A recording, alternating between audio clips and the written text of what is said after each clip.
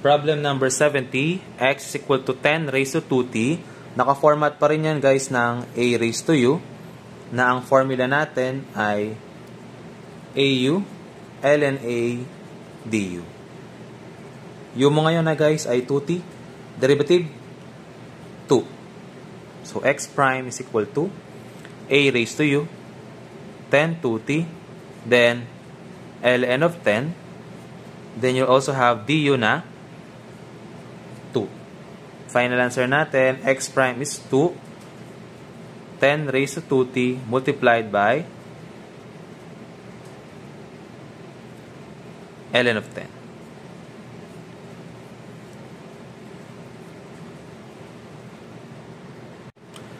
Problem number 71, y is equal to 4 raised to 2x plus log of x squared. Magkaiba guys, common logarithm, constant exponential. Ang formula ng common logarithm ay log of e du over u. Yan yung ating derivative equivalent. Tapos dito naman sa 4 raised to 2x ay au ln a of du. Ngayon naman, kukunin natin yung individual derivatives nila, no? So, para dito, ang u natin ay 2x. Derivative niya ay 2. Ito naman, ang u natin ay this one, x squared.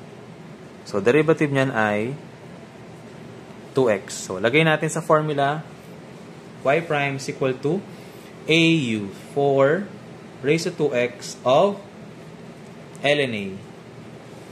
Ano yung a natin? 4.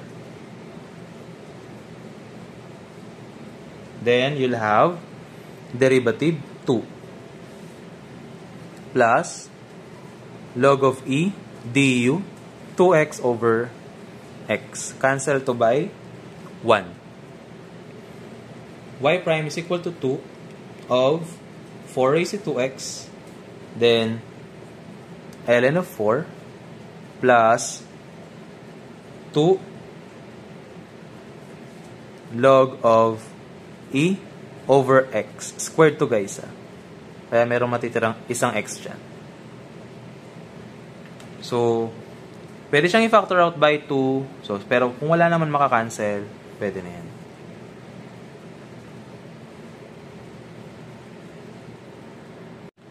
Problem number 72. E raised to x plus e raised to y is equal to ln of xy. This is an example of an exponential natural logarithmic implicit function. Kunin natin ang individual derivative nila guys. Ito, e raised to x will retain plus e raised to y, y prime. For every derivative of y, you introduce y prime. Is equal to ln xy.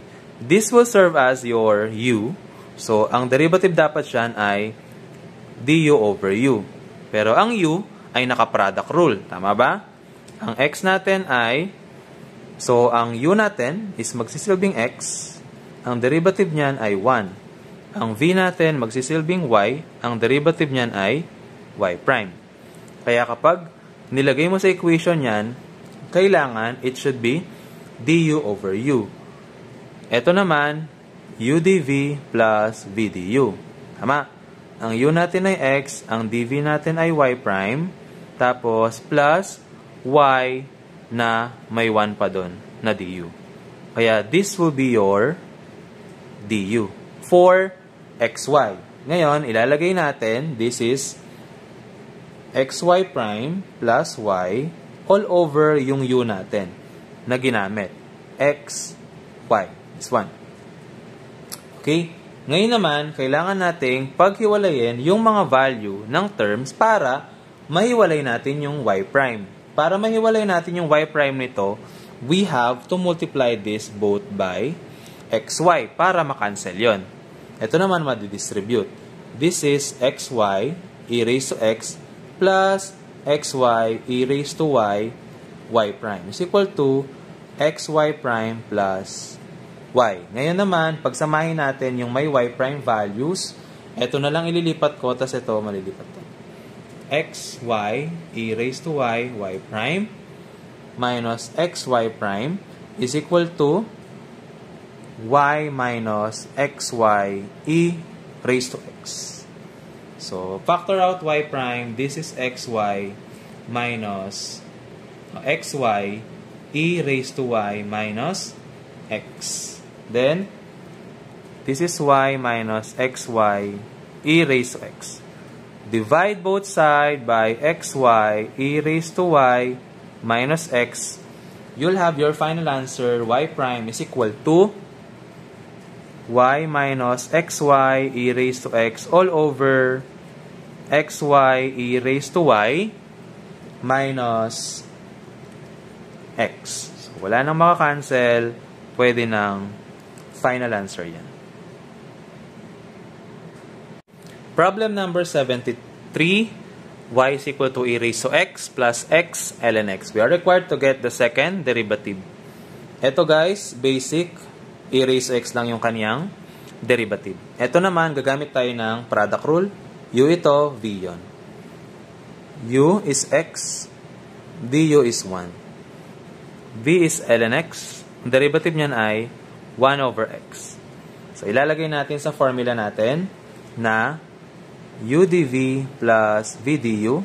Kaya ang litaw niyan, x of 1 over x, tsaka plus ln x and 1. Lalagay natin dito. Y prime is equal to e raised to x plus x 1 over x plus ln x of 1. Cancel ito. Sagot siyan, y prime is e raised to x plus 1 plus ln x. Y prime pa lang yan guys. Ang pinapakuha sa atin ay second derivative. So, second derivative is just e raised to x. This will become 0 now. Then, this will be plus 1 over x. Derivative of ln x is 1 over x.